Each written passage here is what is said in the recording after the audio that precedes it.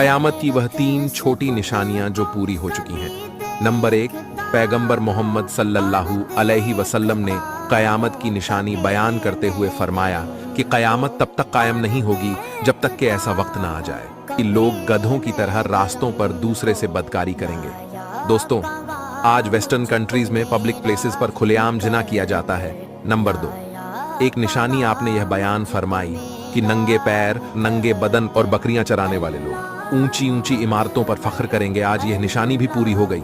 अरब के लोग जिनके पास पहनने के कपड़े और चप्पल तक नहीं थे, दुनिया की सबसे ऊंची बिल्डिंग आज वहां मौजूद है और लगातार यह सिलसिला जारी है।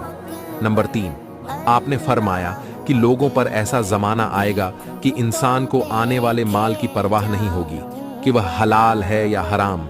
आज हम देख सकते हैं कि दीनदार कहे जाने वाले मुसलमानों को भी हलाल और हराम की परवाह नहीं रहती।